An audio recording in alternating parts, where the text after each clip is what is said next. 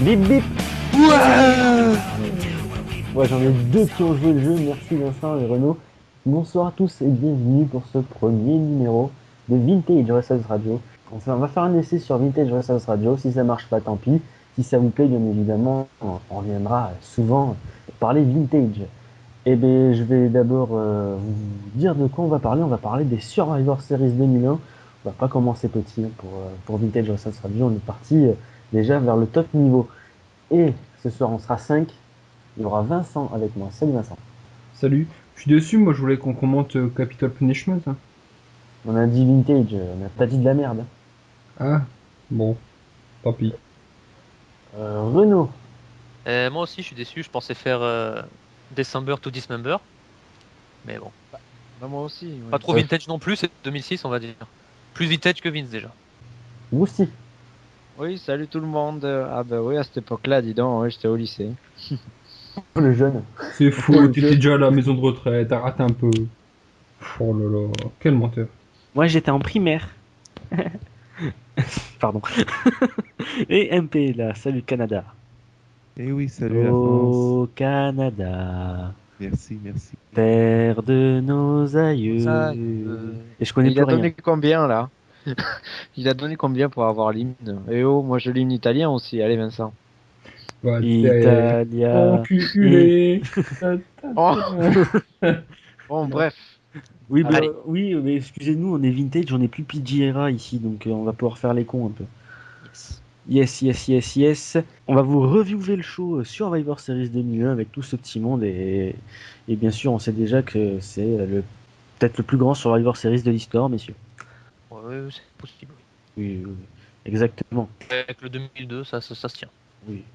Pour moi. Eh bien, écoutez, on va lancer un petit jingle et on se retrouvera après ça.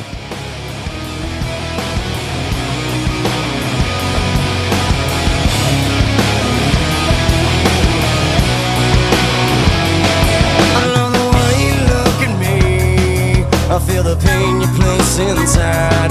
You lock me up inside your dirty cage. Well, I'm alone inside my mind. I need to feel you. You need to feel me. I can't control you. You're not the one for me now. I can't control you. You can't control me. I need to feel you. So I said. Scallop milanese, spaghetti bolognaise, Santino Marerai porte le cobra. Je l'ai raccroché. non, mais c'est moi qui l'ai réclamé. Non, mais franchement, je l'ai raccroché parce que on pouvait pas faire ça. Je suis désolé, Renaud, t'as raté ta prestation là. Allez, c'est parti. On va parler donc des Survivor Series 2001. Merci. De rien, Renaud. Le premier match de cette soirée, je crois que personne ne l'a vu. C'était un match pour les Sunday Night Heat. C'était Lance Storm, Justin Credible et Raven qui ont battu Albert, donc Last Tensai aujourd'hui, Scotty Toetti et Spike Dudley en 3 minutes et 8 secondes. J'ai pas vu le match. Et moi non plus.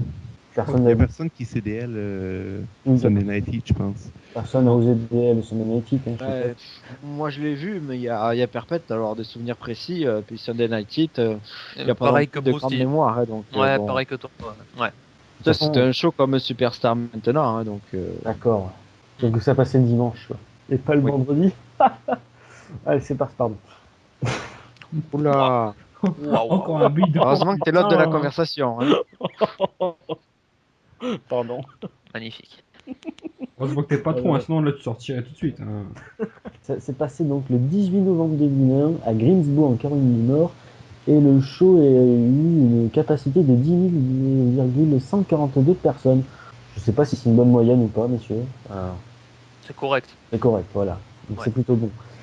Alors, le premier match de cette soirée, c'était pour le WWF European Championship. C'était entre Christian et Al Snow, arbitré par un certain Teddy Long.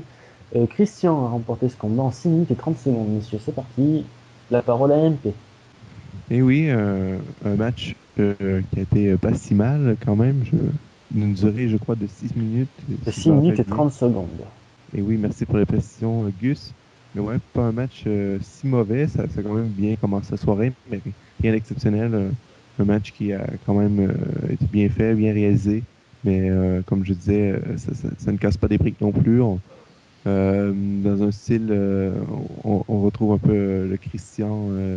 Malheureusement qu'on n'a plus à la WWE parce que, bon, on l'a pas vu depuis un bon moment déjà, mais c'était bien de revoir Christian dans un ring. Puis Asino, on le connaît à Athena maintenant. C'est un peu les beaux jours de Asino, donc un match correct sans plus. Asno qui avait quand même un theme song à l'époque qui était juste d'avant. Quoi. C'est le theme song de Tofenov en fait. Ah peut-être, je sais pas, mais... Ouais, parce qu'il était entraîneur de Tofenov à cette époque-là, donc il rentrait sur ce theme song là. D'accord, je savais pas. Mais merci de tes précisions, Renaud. Tu peux donner ton avis sur le match. Hein. Ouais, je rejoins l'avis de MP. Hein, c'est pas non plus un super match, ça se laisse regarder, c'est assez intéressant. Al Snow, à l'époque, c'est la dernière grosse année d'Al Snow parce que bon, après, c'était plus trop ça. C'est l'époque où Christian avait rejoint l'Alliance parce qu'il était jaloux de Edge qui avait gagné le King of the Ring avant. Christian voulait prendre le trophée de Edge. Finalement, il s'était un peu disputé et ça a fini en feud. Mais il était pas trop resté dans l'Alliance à l'époque. Christian, il était juste de passage.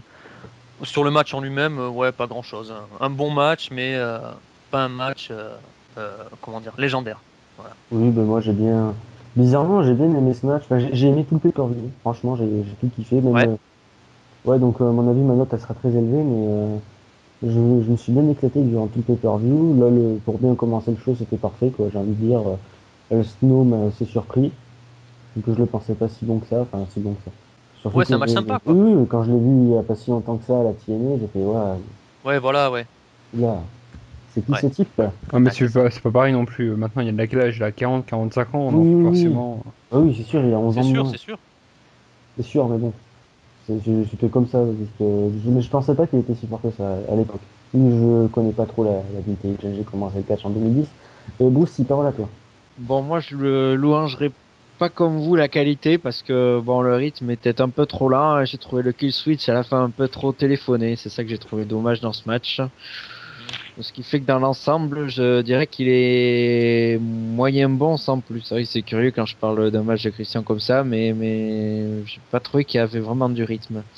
Sinon, là tu parlais Gus et Renaud aussi, là vous parliez que Christian fait partie de l'Alliance, mais on n'a pas planté le contexte du pay-per-view peut-être.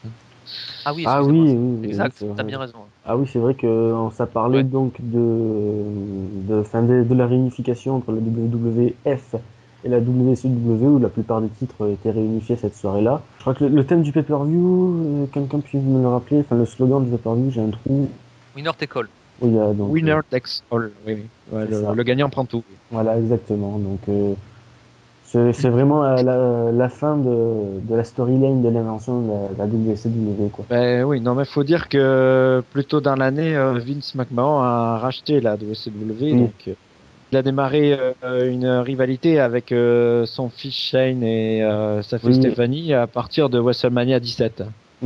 Shane McMahon et Stephanie, je crois qu'ils étaient propriétaires de entre guillemets, storyline en parlant de la WCW et de l'ECW. Ben, complètement, C'est oui. ça, Oh, c'est ben, ça, oui. complètement, oui. Ah ouais, c'est Dans ça. ce pay-per-view, ils le sont d'ailleurs encore. Ouais. Oui. Voilà, c'est ça. Que je disais, je sais plus si Vincent donnait son avis sur le match. Non, pas du tout. Mais vas-y. Mais de toute façon, je vais rejoindre les avis des autres. Hein. C'est pas un match exceptionnel. Après, en même temps, forcément, il n'y a que 6 minutes de match, donc on peut pas avoir non plus, on peut pas non plus avoir un match à 5 étoiles au niveau des notes. Et ouais, enfin, il n'y a pas trop de rythme. Mais en même temps, j'ai envie de dire, c'est un opener. Vaut mieux que ce soit en ouverture du pay-per-view, que ce soit en milieu de show, sinon ça aurait fait un petit peu ventre mou. Donc là, c'est pour démarrer le pay-per-view lentement, doucement. C'est pas trop gênant. Je viens me rendre compte grâce à MP qu'on a oublié de parler des commentateurs du show. C'était un certain Paul Heyman et un certain J.R. Dimros. Oui, qui est là aussi à la sur les Et en coulisses, Michael Cole faisait des interviews. Ouais, à l'époque, donc c'est pour dire que c'est une super anecdote, quoi. C'est comme certains télévisions qui arbitraient ce fameux match entre Christian et Al Snow, quoi. Tu sais que Teddy Long, il a fait une carrière Oui, d'arbitre. je hein. sais, il a une carrière d'arbitre. Ah oui, d'accord, je croyais que tu croyais qu'il. Non, non, non, je savais, ouais. Mais c'était d'accord. pour l'anecdote, pour dire que voilà, il a arbitré Ouais. ce match-là lors de ce pay-per-view. Ok. On s'en fout, mais bon. Non, mais c'est bien, c'est bien. Alors, est-ce que vous voulez passer à la suite, messieurs? Pour continuer sur Teddy Long, il a même été manager à la WCW. Alors je sais plus de quel catcheur, Exactement. mais il a été Ouais, là, manager. c'est sûr. Alors, je sais pas, peut-être Renaud, Brousti qui connaissent la réponse, mais. Oh, ouais, je m'en souviens plus de nom, mais je le vois. Non, mais Teddy Long à Oui. l'époque, c'est une baraque. Hein. Ça peut paraître Ouais, étonnant, mais à un moment donné, Teddy Long, il était costaud. Hein. Un Mm. truc de fou. Si vous trouvez des images sur internet. Il a fait Ah bon manager, puis manager. Quand il était à arbitre. NWA aussi au début avec les cheveux longs aussi. Mais Ouais, c'est pareil. exact aussi. Oui, C'est Teddy vrai. Long avec les cheveux longs, j'ai déjà vu. Et je confirme. C'était connu. Et ouais, le Il a fait ça. catcheur, je l'ai en tête, mais alors le nom il revient pas tellement Donc ce c'est pas catcheur, un il a pas catch- marqué ouais, l'histoire. ouais, donc. c'est pas un lutteur qui a lutté, qui a marqué l'histoire. Ouais. Non. Alors je propose de passer au match suivant, messieurs. Allez, le match suivant il a duré 2 minutes et 59 secondes. C'était entre Tajiri et William Regal. Un vrai choc de style, là j'ai envie de dire. Tajiri est accompagné de Tori Wilson. Non, pas vraiment. Là, Si. C'est marqué sur Wikipédia, de toute façon. Donc Tori Wilson, elle est littéralement arrivée après le match. Donc. Oui, mais c'est marqué avec Tori Wilson, je suis désolé. Donc, Ouais, mais Wikipédia, écoute, Oui, fie-toi, tu vois aussi un peu. Hein. oui, excusez-moi, parce que j'ai vu le match il y a 3 semaines, donc je me rappelle plus vraiment s'il y avait Tori Wilson dès le début, mais je me rappelle qu'elle y était. Et William Regal a remporté le match, donc je disais en 2 minutes et 59 secondes après le match, donc Regal a powerbombé Tori Wilson, voilà. T'as géré aussi, non? Une deuxième fois. Peut-être, oui. J'ai plus le souvenir de l'après-match. En même Ah, temps, ouais. j'ai presque envie de dire, c'est presque un match bouche-trou, ça dure à peine 3 minutes. Mais, Ça cassait pas trois disons pattes à un que canard. Enfin, j'aime bien Tajiri, déjà, ça c'est sûr. J'adore Tajiri, c'est un super catcheur. Rapide, fluide et tout. Après, William Regal, on connaît tout dans le technique. C'est un combat de style, quoi, j'ai envie de dire. Bruce. là encore, on va parler de contexte, parce que William Regal, à Teswigus, jouait le rôle du commissionnaire de la WCW à l'époque. Bon, voilà, il avait un thème un petit peu panaché d'ailleurs, avec le début qu'on le connaît actuellement, et puis la deuxième moitié. Et bon, après, oui, le match, bon, je rejoins ce que tu dis, Gus. Oui, c'est un mélange de style très rapide. Avec Tajiri, qui a toujours été habitué à être un des modèles de la division Cruiserweight. C'est poids léger, hyper véloce. Et puis avec une énorme prise de risque, avec un moment quand il se prend la tête là dans les cordes, fou. Ah C'est ouais. hyper spectaculaire et très bien fait. Et lui, il prend des moves spectaculaires, mais globalement maîtrisés. Alors que William Regal, sur ce match-là, je l'ai pas trouvé bien propre. Après, c'est mon avis, mais voilà. Donc, du coup, ça fait Bah, un un peu peu. pissé le sang, en plus William Regal pendant que parle, si j'ai l'image en tête. Exactement, ouais, il a pissé le sang du nez, de la bouche, mais ça lui arrivait à cette époque-là, même en 2002, il a fait que ça pratiquement, William Regal. Tous les pay-per-view, le pauvre, il était en train de saigner à chaque fois. Ouais, tout le temps. Ouais. Vincent qui veut parler dans sa ligne backstage ou MP, je sais pas. MP, Non, MP, mais merci. je faisais remarquer qu'on a pu parler des segments backstage et tout, hein, parce que j'avais rien à dire d'autre sur ça. Parce que c'est un match assez court aussi et tout, il n'y a pas grand chose à dire. Match, Ouais. comme l'a dit Gus, bouche-trou, quoi. je voudrais rajouter sur Tajiri Regal, un match qui peut être plus intéressant, c'est celui qui a eu à Rébellion 2001, qui est beaucoup moins connu parce que le pay-per-view est beaucoup moins connu. C'était un pay-per-view qui faisait à l'époque, ça se passait en Angleterre. Le match est un peu plus long, donc ils ont pu un peu plus s'exprimer. Bon, il n'est pas non plus très long, je pense qu'il doit faire 5-6 minutes, pas plus. Mais il est bien Déjà le meilleur. double de ce qu'il fait maintenant. Voilà. Et il est bien meilleur que celui de Survivor. Donc si vous voulez voir un bon Tajiri Regal, je vous conseille celui de Rébellion de 2001.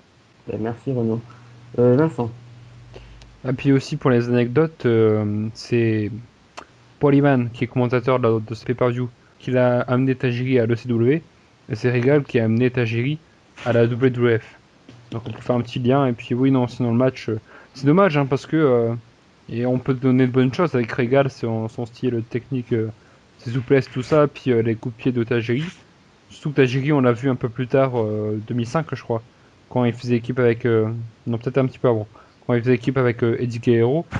Donc c'est un bon catcheur, hein, mais ouais, non, c'est une rivalité secondaire. Il y a eu de petits segments à SmackDown comme quand Regal porte la powerbomb sur Tori Wilson, il a refait après le match. Bon, c'est pour combler le pay-per-view quoi. La carte. Ouais. C'était clair et net, il fallait mettre peut-être William Regal et Tajiri dans le show. Ils se sont dit tiens on va boucler, on va faire bouffer un petit peu le truc et voilà. Pas con. Ouais, puis comme Regal était commissionnaire, Oui, voilà. pourquoi pas quoi. Ben, moi, par contre, là, je voudrais parler, oui, voilà, après des segments backstage, là, au tout début, mais qu'on a l'arrivée de Steve Austin dans les coulisses. Et qu'il y a des, oui, voilà, qu'il y a des doutes sur sa loyauté, mais bon, ça on en parlera un peu plus tard, je sais évidemment lors du main event, mais voilà, un peu tout le long, là, le fil rouge en fait du pay-per-view, ce sera les segments autour de ce fameux 5 contre 5, quoi. D'accord. Est-ce que vous voulez passer à la suite, messieurs? Oui. C'était pour l'unification des titres championnat des États-Unis de la WCW et l'Intercontinental Championship de la WWF. Le match où Edge a remporté, qui était déjà champion des États-Unis, avait battu Test, lui, champion intercontinental, dans un match de 11 minutes et 17 secondes. Bon combat. Juste, juste quelque chose à dire. Pour moi, ça s'est fini en roll-up, c'est un peu dommage. C'est pour moi le meilleur combat de Test à la WWE tout simplement, en pay-per-view en tout cas. Il a eu des bons matchs, Test en 2000 notamment en équipe avec Albert, face aux Hardy Boys, face à la APA, face je sais pas moi, à Edge et Christian par exemple, au Dudley. Mais oui, mais en solo, Test, il n'a pas eu non plus tant d'exposition que ça chez Vince McMahon dans cette fédération-là. Et je peux te dire que cette soirée-là, on en reviendra plus tard aussi avec la bataille royale. Mais c'est la soirée de Test. En pay-per-view, je pense que c'est la plus grande soirée de Test à la fédération. Et, moi, j'ai bien apprécié ce match. C'est un très bon match. Donc voilà pour moi. Parole à MP. Ouais, ben, je rejoins Renaud sur l'avis du match, quand même, sur la situation Test aussi, parce que Test, quand même, je veux pas vendre un peu la mèche de qu'est-ce qui va se passer dans le pay-per-view, mais il a un autre match après, donc. Oui. Il a eu une belle. On y reviendra tout à l'heure. Oui, Quoi? on y reviendra tout à l'heure. Oui. Bon, pour le match en tant que tel, ben, comme tu l'as dit, Gus, c'est l'unification dans le fond de deux titres, donc c'est même pas mal le thème de pay-per-view, et je pense que ça a donné un des matchs les plus intéressants de la soirée entre Edge et Tess. Un match quand même d'une bonne durée, comme je pense que tu l'as mentionné, donc oui, c'est un des matchs pour moi les plus intéressants. Non, pas non plus un match, comment je dirais, marquant de cette époque-là, mais c'est un match qui est quand même plaisant à voir, qui est d'ailleurs, je pense, mis dans le premier DVD de Edge, sorti en 2008, je crois. Decade of Decadence. Donc, ah oui, là tu m'as grillé un des trucs que j'allais dire. C'est très bien. Donc oui, un bon match avec, je pense qu'il y a eu quelques finishes d'ailleurs.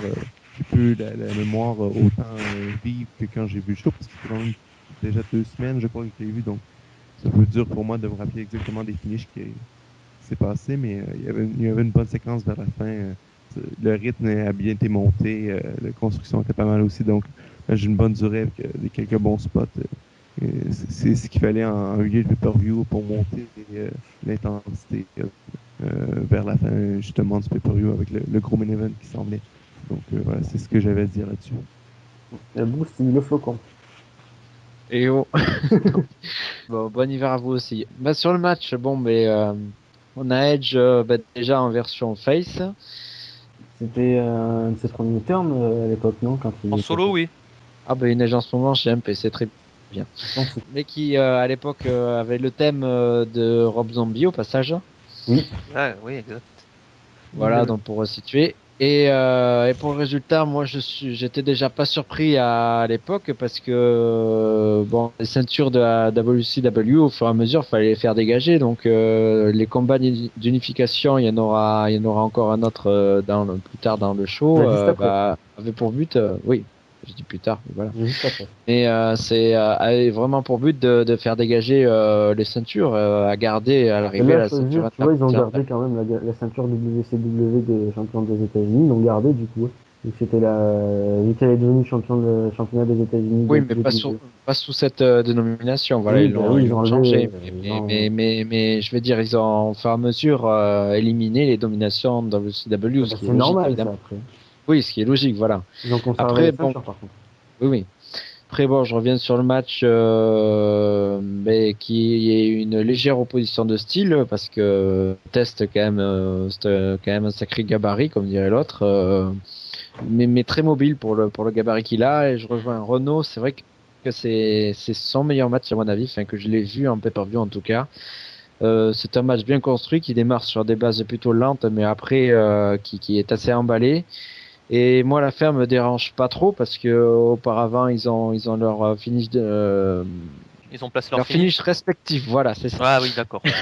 Voilà, et donc du coup, comme ça n'avait pas eu d'effet, bah forcément à l'arrivée, fallait bien finir autrement. En général, c'est le roll-up qui finit, surtout dans ce genre-là où c'est le grand qui est surpris par le plus petit entre guillemets. Ouais. C'est pas non plus un petit, donc bon après voilà là, c'est vrai que ce match, ma foi, est fort intéressant et je le placerai le deuxième match à peu près du show en dehors du 5 contre 5 quoi. Ah, moi, c'est pas celui-là que je passe en deuxième. Bizarrement. Vous allez être tous étonnés tout à l'heure. MP, Oh là là, non mais attends, là je sais faut plus si faire tu t'es exprimé sur le match. J'ai déjà parlé, moi, Oui. sur le match. Mais tout le monde a Vince. parlé, je crois. Non, Vince. Non. Non, mais Vincent. Oui, quand même. T'allais m'éviter sur le match de Edge, je t'aurais décapité là. J'ai même pas peur. D'ailleurs, Robespierre on va style. passer à la suite, messieurs. Alors, C'est ça. Ouais, non, sinon, moi j'ai eu peur quand j'ai regardé le match parce que le début du match était un peu mou, un peu sur un faux rythme. Je me suis dit, merde, est-ce que c'est un mauvais match de Edge? Est-ce que ça existe? À part celui avec Koslov et Triple H en 2008. Et finalement, non, ils se sont rattrapés le match après, s'emballe et prend en rythme. Et Bah, oui, non mais juste pour te dire là à propos du match, c'est normal en même temps parce qu'à l'arrivée, il a une durée de 11 minutes et quelques. Et voilà, c'est un match beaucoup plus long que les précédents, donc il faut le temps de la mise en place. oui, non, mais qu'il y ait une mise en place, oui, mais je me faisais chier pendant la mise en place. Et pour un match de Edge, c'est assez étonnant. Alors, c'est peut-être le test je sais pas, qui n'a rien de spécial à mes yeux. Je sais pas, j'ai pas vu beaucoup de matchs de test, je l'avoue. Mais le début du match, j'ai eu un peu peur, mais finalement, ça se rattrape. D'ailleurs, j'ai trouvé que les mouvements de fin étaient bien enchaînés. Alors, ok, c'est un roll-up pour finir, mais finalement, ça me gêne pas tant que ça, puisque ça fait paraître test pour un gigolo. Et vu le segment qu'on a eu juste avant le match, c'est pas. quoi le gigolo? Ah, mais oh. Vu le segment d'avant-match avec Stacy Keibler, ça c'est pas vraiment gênant quoi. Un petit truc, c'est un peu hors sujet, même si ça parle de test. Il y a Brousty qui me disait tout à l'heure, qui me taquinait, qui me disait ouais, mais de toute façon, toi, t'as vu un match de test, mais tu connais rien de test. Mais je me demande si les gens connaissent vraiment test, enfin ceux qui sont novices. Parce qu'à mon avis, à part sa mort en 2009, 2 mois après une tournée française, je pense pas qu'ils le connaissent. D'ailleurs, je sais même plus si c'est en 2009. 2010, je crois qu'il est mort. Ouais, 2010. Moi 2010, oui. Ouais, 2010. Mais je pense que c'est dommage parce que bon, c'est pas un si mauvais catcheur que ça. Et je pense que les gens connaissent pas plus de tests que ça, quoi. Oui. Ouais. Oui, Non mais oui. c'est le lot, ouais, parce qu'il y a tellement de catcheurs à l'époque, c'est vrai qu'il y en a beaucoup qui ont été assez méconnus et c'est dommage parce que bon, Test physiquement il ressemblait beaucoup à Kevin Nash, grosso modo, donc Oui, c'est avec vrai ce que tu dis. plus de capacité, de mobilité, Ouais, mais beaucoup c'est plus vrai de une prise. carrière. Mais une carrière beaucoup moins exposée, c'est sûr. Mais il était beaucoup plus technique, et on l'a vu d'ailleurs dans ce match, il s'est fait les souplesses. Oui, il avait quelques prises intéressantes, mais il a été mis en avant aussi quand il avait fait son mariage avec Stéphanie, c'était bien avant 2001. On le voyait, il faisait partie de la corporation, on le voyait pas mal dans ce clan. Il était quand même assez bien élevé dans la hiérarchie de ce clan-là, mais il a un petit peu disparu. Il a été très mal utilisé, je trouve, Test, parce que c'est vraiment un bon catcheur pour son gabarit. Et même Bret Hart en est fan de Test, et c'est très dommageable. Ouais. Et pour finir sur le test, j'ai lu il y a pas longtemps une interview de Pierre Ménès dans Planet Catch qui disait que il avait commenté avec Thierry Roland sur W9 Ah oui, l'American Oui, oui, Wrestling oui. Rampage. je l'ai Et- vu le match d'ailleurs. Ouais, et il disait que quand il avait quitté la salle, alors je sais plus si c'était à Bordeaux ou à Paris, mais quand il avait quitté la salle où avait eu lieu le gala, C'était à C'était- Bercy. C'était ouais, à Bercy, ouais, voilà. Et il disait que quand il avait quitté la salle, il y avait encore Test qui était présent, et il avait du mal à reprendre son souffle, apparemment, il était très fatigué de son match, et 2 mois après, il était mort. Ce qui franchement était pas un bon signe, quoi. Ah oui. Non, mais vous avez vu les images de Test à la fin quand il était à la ECW, toujours à la WWE, mais à la ECW, la version WWE, c'était un truc de fou. Hein. Le mec, il était chargé, mais un truc de malade. Hein. Les spots dans le dos, des trucs énormes, il était gonflé, il n'en pouvait plus. Son dernier combat en pay-per-view, c'est contre Bobby Lashley au Royal Rumble 2007. C'est assez terrible à voir d'ailleurs. Je l'ai vu celui-là, et ouais, c'est vrai qu'il était assez C'est à mauvais vraiment point. Ouais. Les dérives des stéroïdes et autres anabolisants. Ouais. Et oui, c'est ça, c'est exactement ça, mais bon, c'est dommage. Reposons le test. Bah écoutez, messieurs, après ces paroles assez tristes, on va pouvoir peut-être passer au match suivant. Allez. Bah ouais, vas-y. Allez, Et c'est ne parti. troll pas, Gus, s'il c'est te le plaît, fameux parce match qu'à de Gus. Quoi à l'époque, tu l'aimais, faire, même si tu regardais pas, t'aimais le Jeff Hardy de l'époque. Bah non, mais c'est pas ça. Bah attends, je vais dire quelque Alors chose. dis le match déjà. Alors, c'était les WCW Champions, les Dudley Boys, donc Bobby Ray Dudley et Devon, qui avaient battu les WWF Tag Team Champions, les Hardy Boys ou les Droguet Brothers, dans un Steel Cage Oh. match d'unification de 15 minutes et 45 secondes. Bon combat, j'ai bien kiffé. Et bizarrement, j'ai souri quand j'ai vu Jeff Hardy sortir sur Civière à la fin du match, mais là, C'est autre chose. bizarre. C'est bizarre. Mais ça, c'est Ouais, autre mais, chose.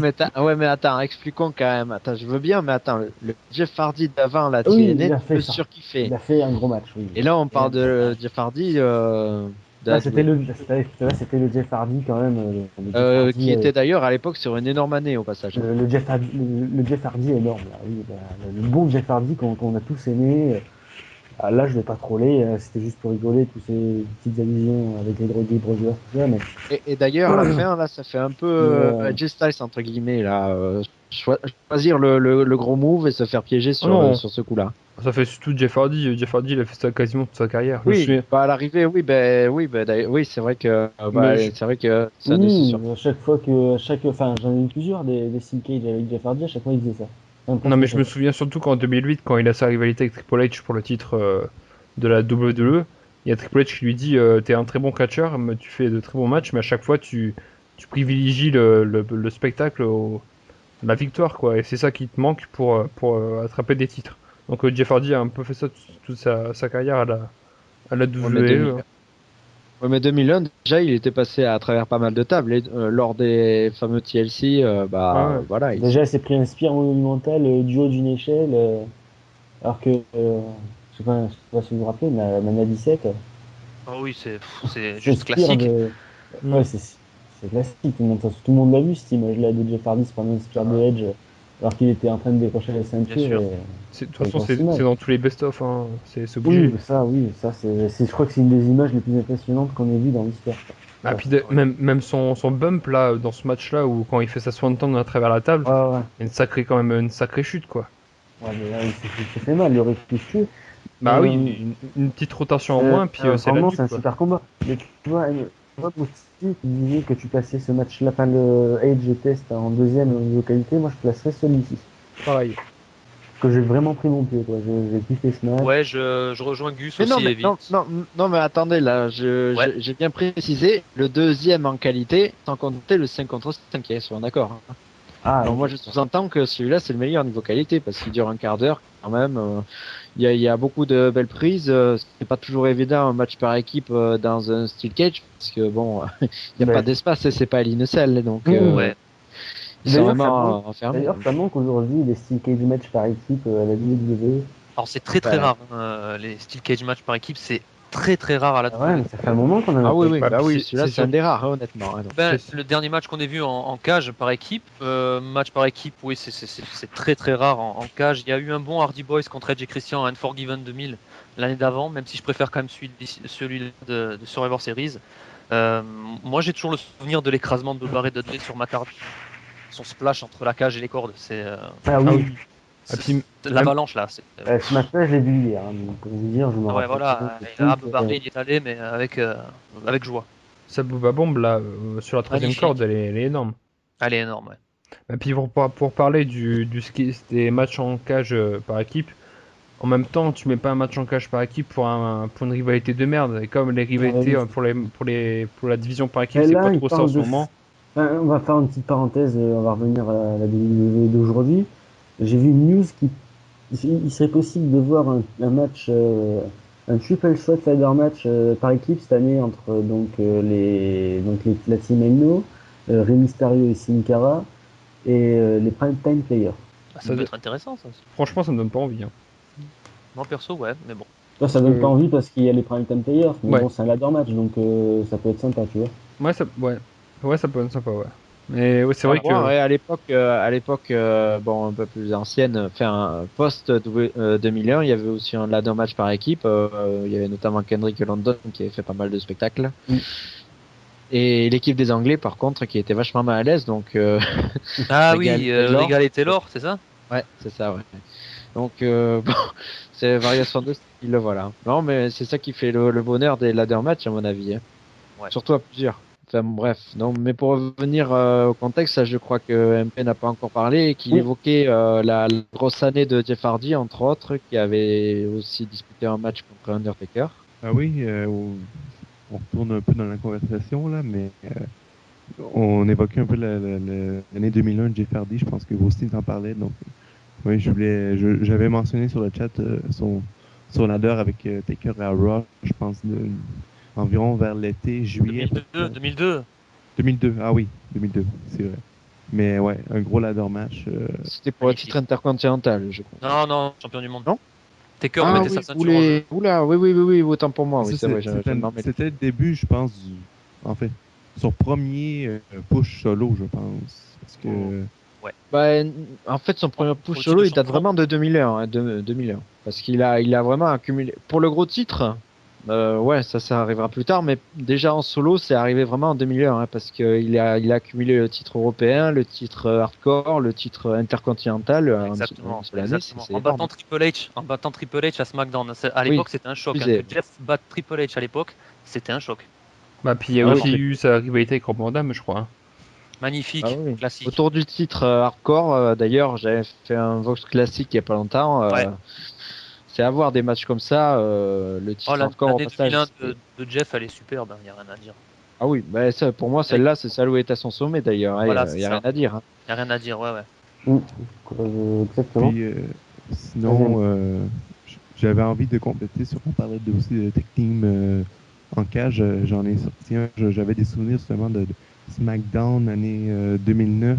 On avait eu un match en cage entre Rey Mysterio, Jeff Hardy en équipe contre Edge et Chris Jericho pendant qu'ils faisaient leur team, justement, qui a duré quelques mois, qui a mené la rivalité Jericho contre Edge vers 2010, donc début 2010. Ah ben, je te remercie, MP, tu vois, vraiment, parce que là, ça m'était totalement sorti de la tête. Bah, moi, je te remercie pas parce que ça me rappelle la blessure de Edge. J'ai pas de grand chose à compléter d'autre. Je vais juste dire que c'est comme vous l'avez dit, je pense le deuxième match, le meilleur de la soirée, je pense. On pourrait placer, comme vous l'avez dit, Edge contre Tess, mais c'est un grand match de cage par équipe. Justement, on a parlé du spot de la fin qui est assez impressionnant. Donc, il n'y a pas grand chose d'autre à dire pour compléter.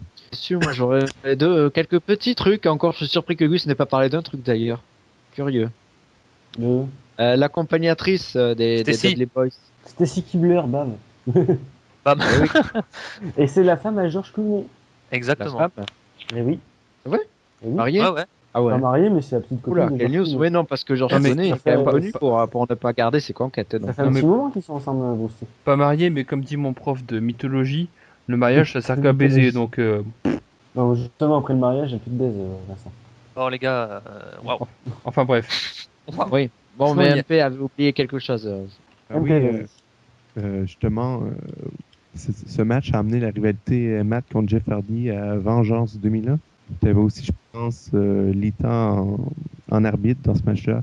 Je pense que ça a été une rivalité d'assez courte durée qui s'est terminée, Oui. je pense, après un mois. Oui. C'est vite. Déjà dans un segment coulisses précédemment avant le match, il y a quelques petites tensions, c'est vrai, se font remarquer. Avec Lita qui parle à Jeff Hardy et Matt là qui n'apprécie pas trop. Ouais. Et puis, Et, surtout Matt qui sort du vestiaire, il se barre pour son match, et après t'as Trish Stratus qui sort du même vestiaire. Tiens. Bave. Pour Ouais. rien au final, mais c'était un peu pour montrer que ça aurait pu. Mais non, pas moyen. Mais après oui, c'est logique. De toute façon, le match qui était amené après à Vengeance, qui clôturait l'année 2001. Parce que bon, dans l'histoire du match, il y a Matt Hardy qui est très pragmatique, qui sort de la cage, et la règle était que soit c'était un tombé ou une soumission qui m'était fait au match, soit fallait que les deux de la même équipe sortent dehors. Donc ils ont beaucoup joué sur ce côté psychologique, et puis à la fin, Jeff Hardy qui se fait piéger par Devon qui se met volontairement sur la table pour la fin quoi, spectaculaire. Mais aussi ce match-là, et puis toute l'année 2001 montre qu'on peut étirer plusieurs matchs entre les mêmes équipes et que ça donne toujours des bons matchs. Ouais, complètement.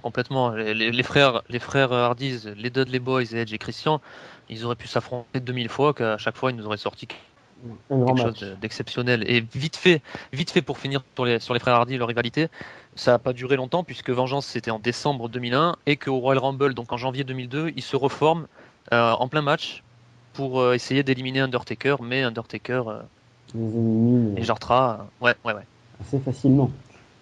complètement. Est-ce que vous voulez donc passer au match suivant? Pour moi, c'est bon. Simplement. Allez, Oui. c'est parti, on va pouvoir parler Battle Royale, messieurs. Alors, à ajouter, on a quand même un petit segment où Scotty Petty se prépare à aller pour cette bataille royale, mais un certain test qu'on a évoqué tout à l'heure l'a tabassé et a pris sa place dans le match. Le match a duré 7 minutes et 40 secondes, et justement, Monsieur Test a battu Billy Gunn, Bradshaw, donc, qui était JBL après, hein, Farouk, donc j'ai oublié son nom, Ron Simmons. Ron Simons, effectivement. Damn. Bam, effectivement. Billy Kidman, DDP, Albert, qui est donc Billy Tensai, Taz qui est arrivé un peu après le début du combat. Hein, d'ailleurs. Ouais. Oui, bah, il y en a qui se sont rajoutés au fur et à mesure du Oui, match. Exactement, ouais. À l'examen de test d'ailleurs. Ah, oui, c'est vrai. Bah oui, Test, il était là. Ouais, encore Test, il a son entrée. Bon, il prend Scotty dans les vestiaires comme ça. Enfin, il prend. Oui. Bah, Perry Saturn aussi également dans ce match. Il y avait Raven, Chuck Palumbo, Crash Holly, Justin Incredible, Sean Stasiak, Steven Richards, Tommy Dreamer, The Hurricane, Spike Dudley, Hugh Mourus, alors je sais pas qui c'est. C'est l'entraîneur de Tofenov, c'est le gros qui vient ici en plein match, tu vois, lui aussi il s'inclut dans le match. C'est Bill DeMott. peut-être. Ouais, c'est Bill DeMott, je sais pas si tu vois. D'accord, oui. Chavo Guerrero Jr. et Funaki. Ouais. Donc, grâce à sa Et- victoire, Test était sauvé d'un renvoi pour au moins 1 an. C'est ça, Oui, voilà, parce que c'était C'est une ça. battle royale pour l'immunité. Oui, exactement. Donc, quelle que soit la compagnie vainqueur, bah, il avait un contrat d'1 an garanti. Voilà. donc Test était tranquille. Bonne boîte à le royal, hein, encore une fois. Ouais. Oui, Ouais, si, ça- ça va. C'est un peu le bordel, quoi. Enfin, Bah, c'est le but d'une bataille royale en même temps. C'est le Euh, bordel d'une bataille royale. Ouais, c'est sûr que décrire ce match c'est un peu difficile. Moi, j'aimerais juste revenir vite fait sur le cas d'un catcheur qui me tient vraiment à cœur, c'est DDP qui est dans ce match et qui aurait largement pu être dans le main event.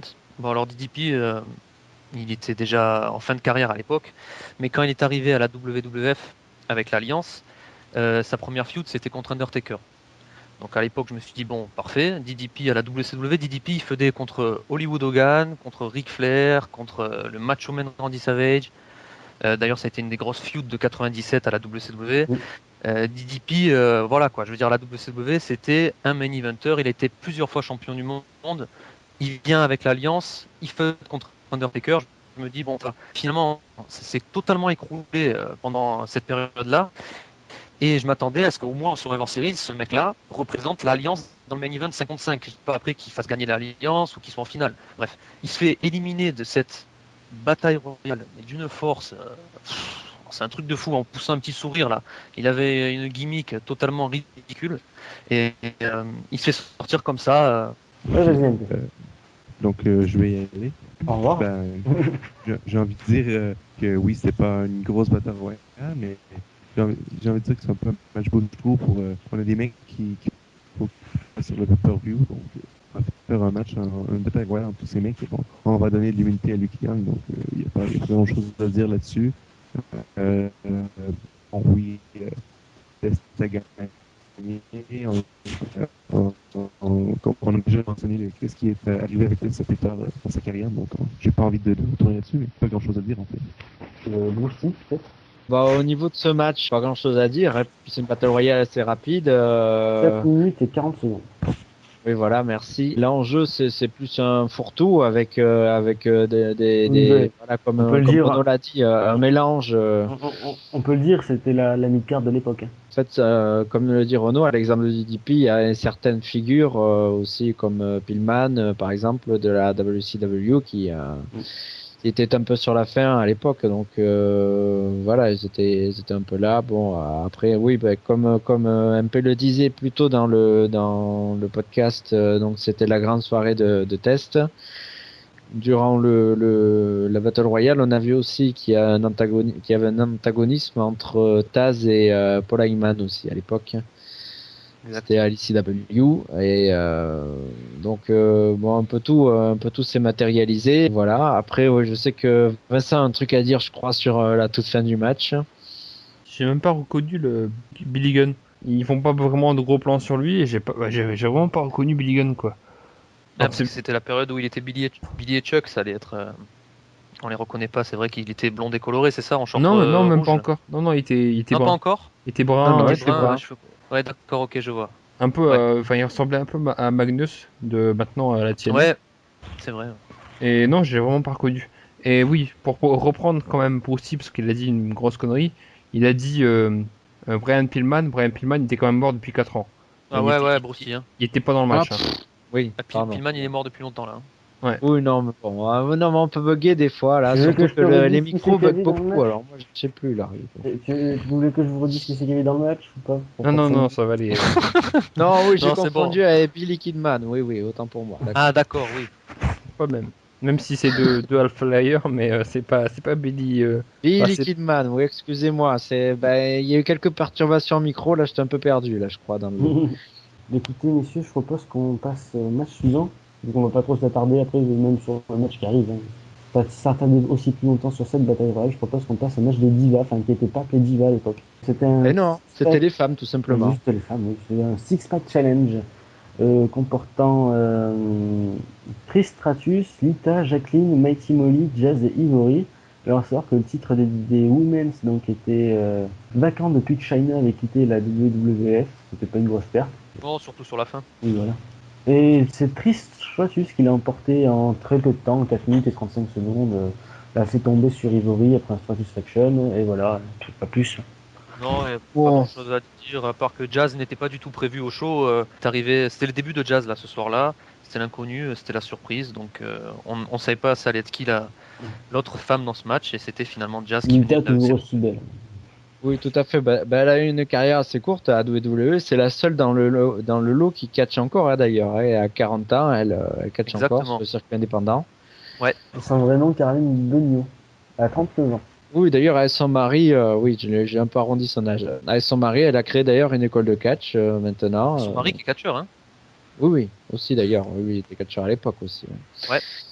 Et mais bon, le match, c'est sûr qu'il passe vite, mais bon, il y a de bonnes choses, et on va dire, il vaut mieux vraiment pas comparer avec le niveau actuel parce que c'était très différent, même si tout n'était pas parfait, il y a quand même de grosses qualités et puis de gros risques pris. Mais c'est clair que c'était quand même. Et à l'exemple de Lita, évidemment, grosse prise de risque à chaque fois, elle, donc forcément, elle amène du spectacle et Bah, Lita, c'est un peu la Jeff Hardy des Divas, quoi. C'est un peu ça, ouais. oui, toujours le move Sauf de qu'elle se trop, drogue. oui, c'est vrai un Sauf peu. qu'elle se drogue pas. Officiellement. Ouais. Ah là, je sais pas. Non, mais bon. Enfin, j'espère. Donc voilà, non, ça Ah, s'envoie ouais. bien quand même. Mais il y a une Ouais, bonne je rejoins densité. Bruce. Il y a quand même une bonne densité à l'époque des féminines. Bon, à part Jacqueline, les 5 autres ont fait leur match, ma foi. Donc c'était bien correct. Et un peu dommage, ça a duré aussi peu de temps quand on voit parfois certains matchs d'IVA qui s'éternisent à 7-8 minutes maintenant. Dommage. Alors, Jacqueline, à savoir, c'était Jackie Moore. C'est qui a été devenue Jackie Moore après. Oui, bien sûr. Elle accompagnait Birmonet après. Donc Oui. C'était pour dire comme ça, la tienne. pour l'anecdote. Est-ce que vous voulez vous attarder plus longtemps avant de J'ai passer pas au parlé. Est-ce que tu veux parler des divas? Enfin, Oui, des je... women. oui, je veux parler des femmes. Femme. Parle Surtout, des surtout pour dire. femmes. Oui, c'est mots. Heureusement que c'est lui qui dirige la conversation. Parce que Vincent. Surtout que Enora ne serait pas du tout d'accord avec ta chanson. Ah si, il a dit c'est un super chanteur, mais c'est un connard. Oui, bah justement. Oui, non, pour dire que je chie sur tout ce qu'on a pu voir depuis un an des matchs à la WWE. Quand je vois ce match, il dure que 4 minutes, mais tout ce qu'elles font, bon, à part un truc, une éjection de Jacqueline, non, même pas, non, c'est Jazz qui se fait éjecter à l'extérieur et qui botche un peu, mais sinon, Ah oui. tous les moves sont bien exécutés. Il y a même Ivory qui nous fait un West Coast Pop de la 3ème corde en faisant une roulade. C'est quand même exceptionnel. Quand je vois le moonsault de Lita, je chie sur les moonsaults de Eve, quoi. Bah, je l'ai vu il y a même pas une heure. Donc, Ok. Ah, ok, Oui, je oui. pensais que c'était enfin, lui, il mon a vu lit, très mais fraîchement, oui, donc. d'accord. Non, mais bon, c'était pour savoir. Ok. Et Molly Holly qui était associé à l'Hurricane. à l'époque. Ouais. Oui, en effet. Mais on peut passer. La coupe Vincent au passage. Ouais, voilà, enfin, ouais. On peut... Non, t'as pas fini, Vincent? Bah, si, allez. De toute façon, j'ai encore T'es trop les. sûr? Ah, Ouais, bah, sûr. c'est pas la peine alors. Et MP là sur Tristratus peut-être, je sais Ouais. pas. Et, Il va dire qu'elle est bonne. Le Voilà. Canadien sur triche. Triche, c'est tout. Merci MP, super. Merci de ton intervention, MP. C'était l'intervention utile de MP. non, Ouais, mais c'était l'idole canadienne. Enfin, c'est toujours d'ailleurs une idole catch féminin canadien, j'imagine. Ouais. Bon. MP ne veut Bon, pas MP, répondre. il a pas envie de parler de triche. MP, il veut me marquer sur le chat. Le sa truc en converse. anglais. Ouais. Allez, on va passer au main event. Ouais. Allez, oui, on va parler donc de Winner Take All Survivor Series match entre la team WWF qui était composée, attention, de The Rock, Chris Jericho, Undertaker, Kane et le Big Show, entre guillemets une grande équipe, contre la Team Alliance qui composait Steve Austin, Kurt Angle, Booker T, Rob Van Dam et Shane McMahon, là aussi une grande équipe. Alors je vais vous dire les ordres d'élimination, messieurs, attention, parce que je vais quand même essayer de parler un peu plus longtemps que possible pour le main event, c'est un peu pour ça qu'en fait du Vintage Wrestling Radio aujourd'hui. Alors le premier à être éliminé, ça a été le Big Show en 12 minutes et 42 secondes, après s'être pris un Angle Slam, un Scissor Kicks, un 5-Star Frog Splash et un Leap of Faith. Le second est sorti Shane McMahon après avoir pris un Shock Slam, un Tombstone et un Lion Salt, après 14 minutes et 30 secondes. Le troisième à sortir c'était Kane après avoir pris le tombe de Rob Van Dam en 18,21 secondes. Juste après l'Undertaker tombé sous le Stone Cold Stunner de Kurt Angle, bizarrement, en 20 minutes et 3 secondes. Booker T en 5ème position était sorti après un roll-up du Rock, après 22 minutes et 33 secondes. Après ça s'enchaîne, hein. On voit RVD éliminé par Chris Jericho en 25 minutes. Kurt Angle après un sharpshooter éliminé qui avait fait donc tap out en 31 minutes et 52 secondes. Le roll-up là aussi pour l'élimination de Chris Jericho en 8ème position en 34 minutes et 30 secondes. On a vu après un match de 10 minutes à peu près entre The Rock et Steve Austin. Et The Rock l'avait emporté donc remportant donc le match pour la team WWF après avoir porté un coup de ceinture. Après avoir porté un coup de ceinture à Austin. Hein. Ben en fait c'est Angle qui porte le coup de ceinture à Austin qui trahit et le Rock fait son rock bottom derrière. Voilà. Oui, Voilà. d'ailleurs il y a eu une trahison par équipe et une trahison qui a rien coûté et une autre qui a coûté, voilà à la fin. Il y a eu la trahison aussi de Chris Jericho envers The Rock. Pour précision aussi, le Rock était WCW Champion et Stone Cold Steve Austin quant à lui était WWF Champion. Les titres n'étaient pas en jeu pour le match. Ce qui est quand même un paradoxe, hein, parce que le champion de la WWF qui représente la Team Alliance, c'est le champion de la WCW qui représente la Team WWF. Tout le paradoxe du match. Et Rob Van Dam était aussi le champion hardcore de la WWF aussi dans le match. Et dans le lot, je crois qu'on a fait le tour des champions qu'il y avait à l'époque, il me semble. Ouais. Bon après, il y a un Chris Jericho dans l'histoire qui est un mois après. Juste comme ça, juste après un mois plus tard, hein, pour l'anecdote, Chris Jericho devenait. La vengeance, oui. Oui, il devenait le premier champion du monde unifié de l'histoire du catch.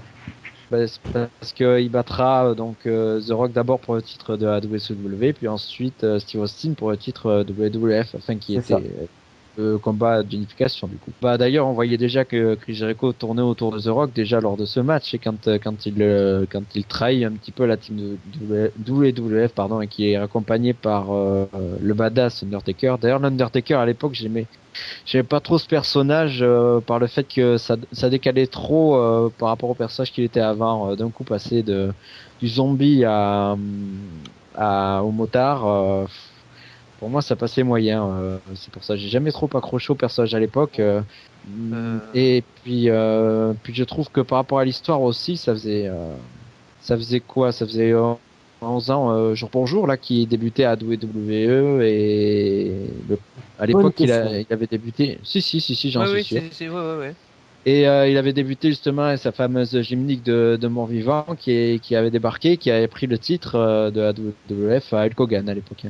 Bon, c'était un petit peu dommage, je trouve, justement, cette gymnique. Après, je sais pas si j'ai embrayé directement sur le match, parce Oui, que c'est vrai vas-y, qu'il y a oui. tellement à dire. Ça, on n'est pas Ouais, c'est rendu. vrai que c'est. Faut pas tout dire, par contre, on te laisse Il y a parler les tellement autres. de talent. Oui, oui, oui, on va aller, je vais aller quand même assez vite. Disons que l'alchimie entre tous, elle est très bonne. La construction, elle est parfaite. 3 quarts d'heure, on les voit pas passer. C'est un pas de Et faire ce match. Hein. imaginez cette durée. Ouais, mais déjà, là, actuellement, on trouve qu'un match de 25 minutes, c'est trop long. Mais à l'époque, voilà. 45 minutes, ça passait comme une lettre à la poste, enfin pour ce genre de match. Et puis avec tous les talents qu'il y avait, c'était pas possible de faire moins, je dirais. Tout le monde a pu s'exprimer, la construction est très bonne, notamment le travail entre Chris Jericho et Rob Van Dam qui ont été plus longtemps sur le ring. Ce que je noterai aussi, c'est que les bigs entre guillemets, ils étaient encore éliminés au début, là, le Big Show, puis Kane et puis Taker. Et il a Euh, quand même chez McMahon dans le lot, dans le Oui, oui, Shane McMahon, c'était, disons que lui, forcément, il fallait s'y attendre que ce soit le premier éliminé de son équipe, parce qu'il était un petit peu le briseur de prise au départ, celui qui fait chier tout le monde, donc, d'ailleurs, il se chopait tous les finishes de ceux qui restaient, la team de WWF, pour finir, donc, Il voilà. s'est pris le Et Slam, le Tombstone et le Lionson. voilà, oui. Et à l'époque, juste une petite précision aussi par rapport à Chris Jericho, il utilisait beaucoup le breakdown, qui rappelle une prise utilisée actuellement par un autre catcheur. Et ouais, le Lionson, ça faisait plaisir. À l'époque, il était opérationnel. Enfin, c'était vraiment un finisher. Quoi. Donc voilà, ça montrait aussi la diversité de Jericho à travers ce match, j'ai trouvé. Et puis, pas mal d'intensité. Ouais. Bon, après, je vais vous laisser la parole parce que sinon, on n'est pas rendu, je crois. MP ne fait pas 10 minutes de parole, vas-y. Oui, ben, je vais compléter un peu ce que vous avez dit. Ben oui, j'ai aussi aimé le main event, mais je vais essayer de parler aussi un peu de la compétition des équipes parce que, bon, il y en a plusieurs qui ont un peu, comment je vais dire ça, dénigré la composition de l'équipe de l'ECW parce que c'était, en fait, Stone Cold et justement Kurt Angle, ils faisaient partie de la WWF à l'époque. Il y en a plusieurs qui ont critiqué, par exemple, que justement Sting ne soit pas dans l'équipe de WCW et tout. Donc, ça, c'est souvent ce que les dénigreurs d'un peu de cette storyline-là reprochent, c'est que souvent l'équipe de WCW s'était formée de stars de la WWF. Donc, c'était pas des trucs originaux de la WCW. C'est ce qui faisait que ça n'avait pas autant de valeur. Quoi. Ça fait quand même une storyline assez courte, parce qu'on aurait pu quand même faire peut-être 1 an de storyline avec ça, même plus, mais bon, en même temps, quand tu fais ça, ça reste ça risque peut-être de lasser les gens, mais bon, on aurait pu faire des shows de WC exclusifs de WCW, mais finalement, ça reste un peu la même chose. Bon, pour revenir au match, ça fait quand même, comme Bruce l'a dit, un match d'une longue durée qui peut enlevant pendant les 45 minutes. Je pense pas qu'il y ait de vraiment de temps mort avec ce duel à la fin entre Stone Cold et The Rock. Donc, ça a vraiment bien terminé ce pay-per-view. Et petite précision que je voulais dire à propos du pay-per-view, finalement, que le lendemain, à Raw, on a annoncé que les champions de l'Alliance, justement, allaient rester parce que tous les champions étaient justement sous contrat parce qu'ils avaient des championnats de la fédération. Donc, par exemple, Christian, qui avait un titre, restait sous contrat parce qu'il avait un titre, justement. Donc, c'était pas tous les membres de l'Alliance, justement, qui étaient virés suite à ce match. Puis aussi, je sais pas si on a parlé un peu en fait, c'est pas super important, mais dans l'ordre des éliminations, il y a un moment où, vers la fin, justement, on a l'arbitre de la WCW, Nick Patrick, je pense qu'il vient intervenir avec Earl Hebner et tout ça. Donc, on avait même, justement, la guerre un peu des arbitres entre WC et WF à l'époque. Donc, ça allait quand même très loin, cette guerre-là, dans tous les aspects, justement. Donc, c'est tout ce que j'avais à ajouter. Surtout, oui, comme tu dis, quand même, au départ, c'est quand même oui, oui, j'y suis, oui.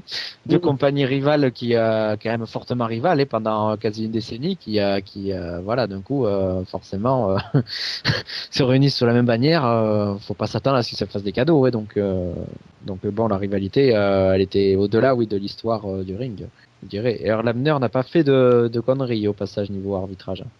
Ouais, Renaud, On aurait pu s'y attendre avec ce match-là. Vas-y, Renaud. Ouais, Je voulais juste préciser par rapport à Jericho et le Rock, où Bruce T avait dit que pendant le match, ils s'étaient un peu chauffés tous les deux. D'ailleurs, le Rock trahit, Jericho trahit le Rock. Et qu'on parlait aussi que Jericho était devenu champion indisputé le mois d'après. Faut pas oublier, parce qu'il y en a beaucoup qui pensent plus, que Jericho était champion le mois d'avant, justement. À No Mercy, Jericho bat le Rock. Oui, exact. Ouais, à No Mercy 2001, il y a un match entre deux où Jericho était déjà devenu champion du monde. Puis il a reperdu sa ceinture face au Rock.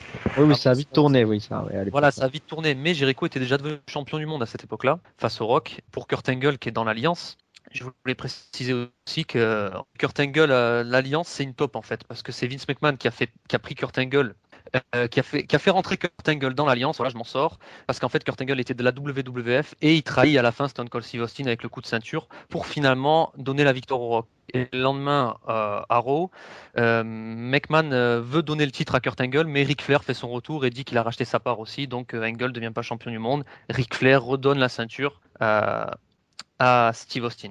Voilà. Vincent. Alors déjà, je voudrais dire ce que MP n'a pas dit, enfin il l'a dit sur le chat, pour compléter sur le Taker, que Bossy disait qu'il aimait pas trop la gimmick du biker, que sa gimmick du biker s'unit au Survivor Series, mais en 2003, dans un match, Buried Alive match contre Vince McMahon. Voilà. Parler du match aussi, petite promo, on parle du pay-per-view, mais vous n'avez peut-être pas vu ce pay-per-view, vous pouvez voir ce main event dans Instant Catch, l'épisode numéro 30 sur Dailymotion, voilà. Le mec fait sa promo. Ah bah écoute, on a un peu... Ouais, sur les 5, on est 2 à avoir commenté, donc...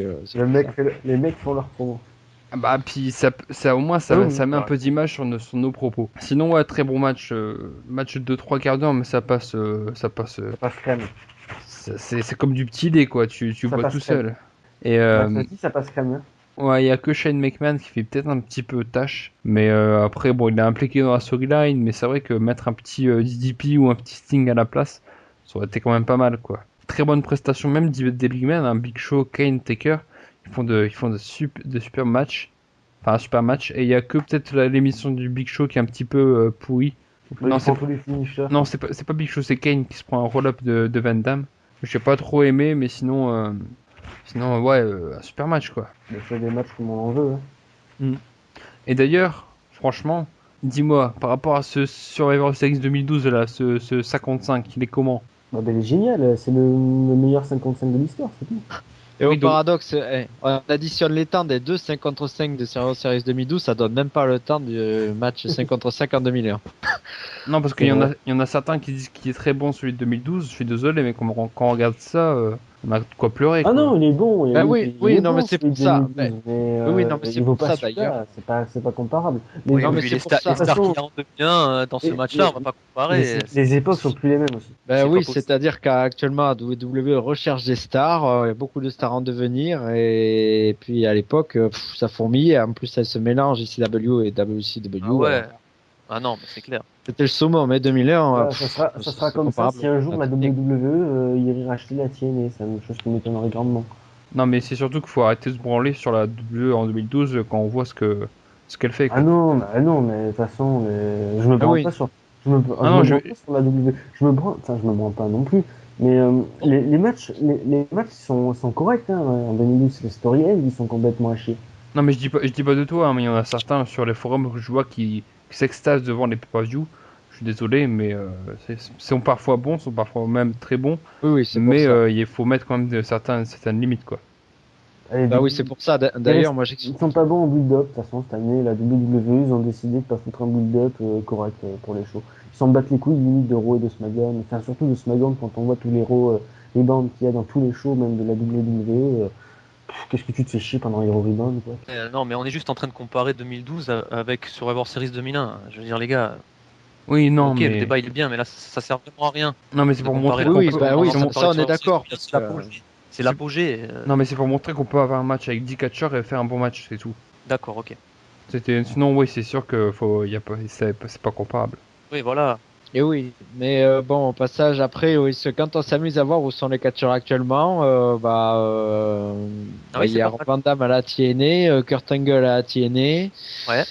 Dans le main event, bon, il y a Booker T, General Manager au SmackDown. Ensuite, Chris Jericho, actuellement il chante. Kane, il est toujours catcheur, ouais, à WWE. L'Undertaker, techniquement, il en a encore un, ouais. Paul Simonet, pour l'instant, voilà. Là, il boit de la bière. Ben, Voilà. non, The Rock. mais il reste quand même assez proche. Il a un show actuellement, d'ailleurs, télévisuel. Pour moi, Et c'est The Rock, mais bon, on verra. ouais, bon, on va voir. Ouais. De toute façon, Ouais, il veut en dernier match, il paraît, mais bon, il est un peu fou avec son état de santé.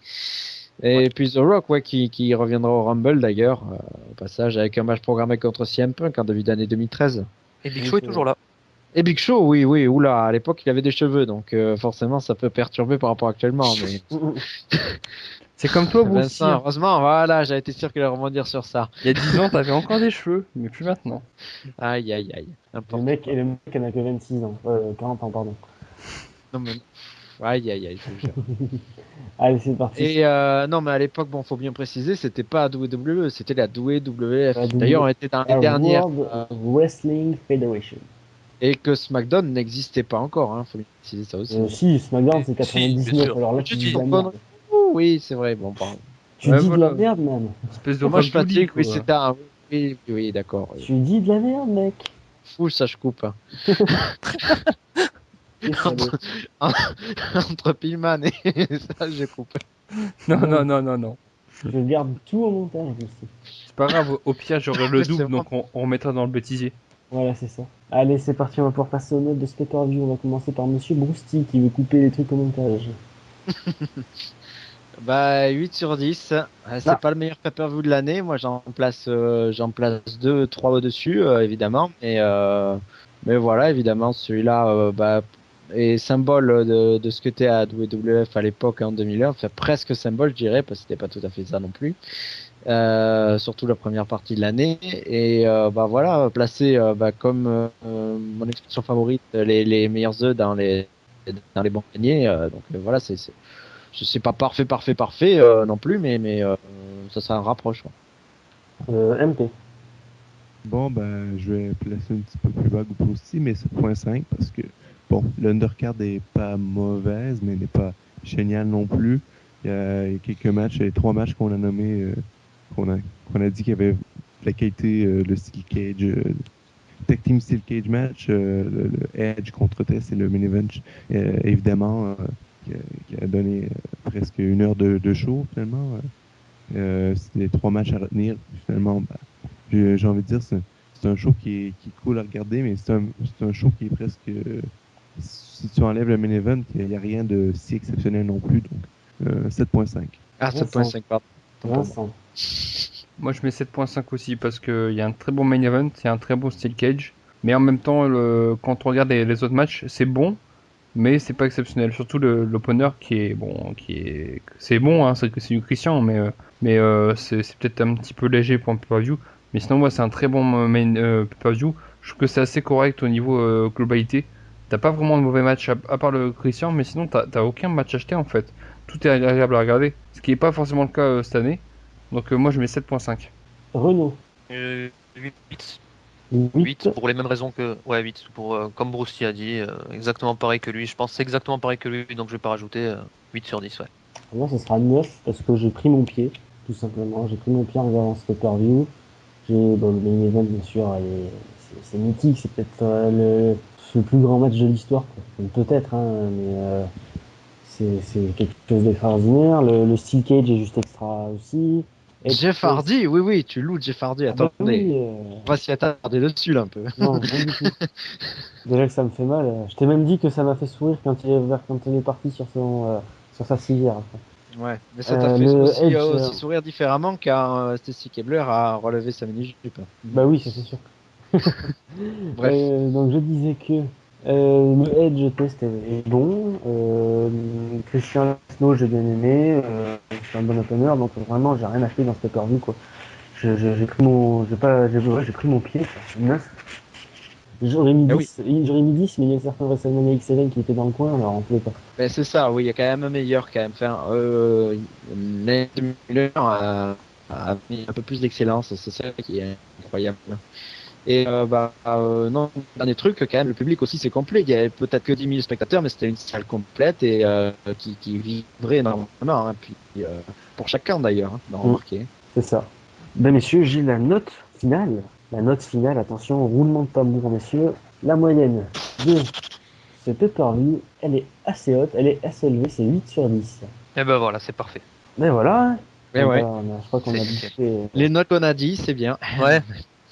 je crois qu'on a bouclé ce Vintage vs Radio. Bah ouais.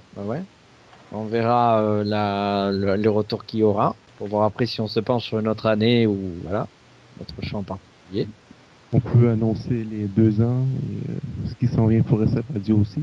Je vais vous remercier encore une fois. Le message sur Facebook, il suffit pas de toute façon. Sans vous, on serait rien. Voilà, ça c'est clair et net. Encore un grand merci d'écouter, enfin de nous écouter depuis maintenant 2 ans. Un grand merci à vous. On va remercier donc les partenaires. Oui, oui. Allez, c'est parti. Alors, on a VoxCatch, on a le Twitter, donc c'est @WrestlersRadio, le Facebook Wrestlers Radio officiel, Instant Catch, les cahiers du catch, il y en a d'autres, il y en a tellement, le Tumblr de l'émission, le iTunes, si vous écoutez ici, qu'est-ce qu'on a? Il y en a trop les gars, la YouTube. Wrestling Evolution League, YouTube, le compte YouTube que j'essaie de mettre à jour assez rapidement. Et voilà. Je suis tombé les gars, je suis fatigué, donc s'il vous plaît. Va falloir faire une liste quand même. Oui, un de ces quatre. Un de ces quatre, ouais. Ouais. Eh ben écoutez, voilà, nos Twitter, moi c'est Spartagus, moi aussi c'est Finland, MP c'est WR Maxime Poulain, Vincent c'est Vincent Guaccio, Non, l'inverse. merde, Guaccio Vincent, Renaud c'est Malenko06, faudrait que tu te mettes à tweeter Mister Renaud. Ouais, ça marche, ok. Ça serait sympa, en tout cas ça serait bien, si Bon. tu fais ce que tu veux, je t'oblige pas. Oh, Non, bah, non, les tweets, écoutez, il loue les trucs que je dis, donc, ma foi, et pas les rubriques beaucoup. que je fais. Donc, Il tweet si pas je beaucoup. bah, les tweets efficaces pour louer Oui, un voilà, artiste c'est ça, en fait. sport, pour louer mon box classique, des trucs comme ça, quoi. C'est intéressant. C'est Voilà. parce que Gus n'a pas encore parlé qu'il nous paye $1 par tweet. Donc, Mais oui, voilà, comme c'est ça qu'il ça. mentionne. Je paye rien du tout. Le mec, t'as vu, le seul Canadien il dit pas euro, il dit dollar. Bah oui, parce que Le c'est mec- dollar Le mec, canadien. le mec me coûte Ouais, cher. mais tu serais gagnant parce que le dollar canadien est très, très dévalué, donc. Ah ouais? La classe. Ah, tu savais pas? Moi, j'ai Ouais. déjà acheté les trucs sur eBay en dollars canadiens. La classe. Ça va? On sortait bien en euros. Bah, écoutez, voilà, messieurs, on va pouvoir se quitter. J'espère que ce numéro de Vintage Wrestlers Radio vous a plu. Et quant à nous, on va se retrouver pour les 2 ans, très bientôt. Et pour Sunday Night Wrestling sur Impact Wrestling. Allez, bye bye tout le monde. Smell what the rock is cooking.